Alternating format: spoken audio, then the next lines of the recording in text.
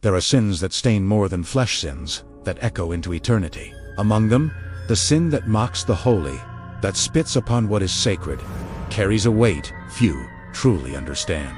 For in the moment when a heart chooses derision over reverence, it edges closer to a fire that never sleeps, and to a darkness where no laughter remains. Ethan Morell lived an ordinary life, wrapped in the comforts of routine and noise. He worked in a crowded office, surrounded by people he barely acknowledged, and returned each night to a small apartment cluttered with distractions, music, conversations that meant nothing. He was clever, quick-witted, always ready with a joke, but his humor had a sharpness that cut deep, especially when faith was mentioned. To Ethan, the sacred was something to ridicule. He wore cynicism like armor, dismissing anything spiritual with a smirk. While others prayed, he mocked. While others sought forgiveness, he scoffed at the very idea.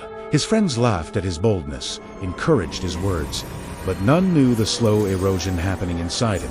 He had been given many opportunities to hear truth's sermons shared by coworkers, invitations from family, moments when his heart felt a strange, quiet pull.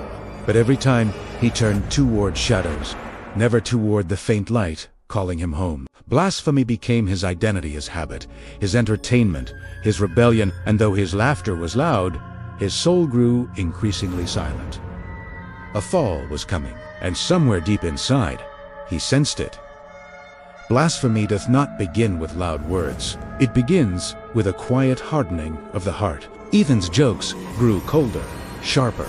He pushed away people who tried to speak of hope, mocking their faith until they withdrew from him. His relationships eroded, not with arguments, but with constant contempt for things others held dear. At night, when the world was silent, he felt a strange heaviness, a spiritual fatigue he could not name. Dreams disturbed him, halls of fire voices calling his name, shadows reaching for him. Yet every morning, he made a louder joke, a harsher mockery, as if to drown out the warnings. Twice, mercy touched him. The first time, after a particularly cruel insult he directed at a coworker's belief, he saw tears in her eyes. Something within him trembled, but he brushed it aside, turning his guilt into another punchline. The second time, he found himself alone in a quiet church he'd entered only to escape a storm. For a moment, he felt the weight of his life pressing down, and a whisper urged him to ask for forgiveness. But he laughed at himself, stood up, and left, muttering another insult under his breath. Both chances slipped through his fingers, because his pride would not let him bow. His end came on a day that felt like any other. Surrounded by friends, he launched into a loud and mocking imitation of a prayer, twisting sacred words into something crude. The laughter around him only fed his pride. Then, mid-sentence, his voice broke. A silence fell. His breath ceased. He collapsed not violently, but suddenly, as if a cord had been cut between his soul and the world. One moment, he was laughing at what was holy, and the next, the laughter was gone forever. Ethan opened his eyes to darkness so dense it seemed alive. The air burned with heat, with sorrow, with something ancient and suffocating. A low, endless roar surrounded him, like flames moving with the breath of a living wind. Shapes writhed in the distance, twisted silhouettes of souls bent in torment. Their outlines flickered like shadows caught inside fire. Hands rose from the burning ground, reaching upward, trembling in silent agony. He tried to breathe, but each breath carried the taste of despair. Where am I? He whispered, though the answer was already clawing at him from within. The darkness pulsed, and from somewhere unseen, a voice approached, not loud, but deep, resonant, undeniable. You mocked what you never sought to understand.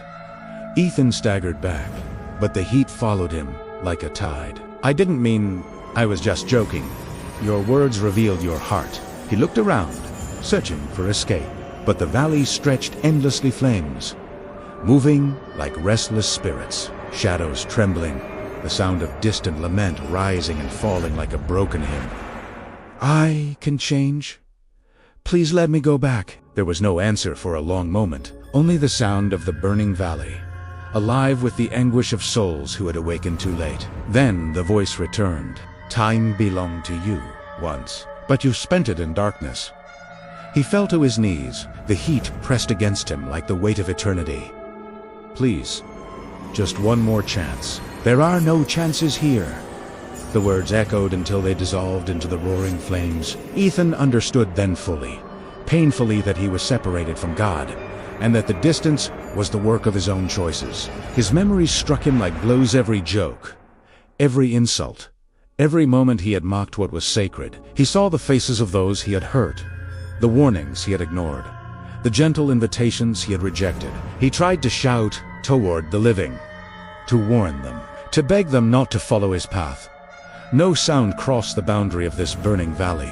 All he could do was drown in the echo of his own choices, swallowed by a regret that would never fade. Sin is subtle in its beginning, but devastating in its end.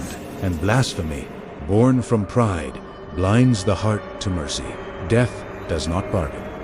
Eternity does not reap. While breath remains, dere is op.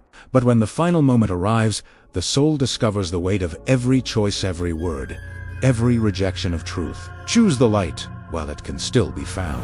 If this message spoke to your heart, remain weetless. Let each story be a reminder that eternity begins with the decisions we make today. If you wish to reflect further, watch the previous story. Its warning echoes closely with the path you just witnessed. And prepare your spirit for the next episode, where another life will open its eyes to the truth too late. Yet their journey may reveal something your soul needs to hear.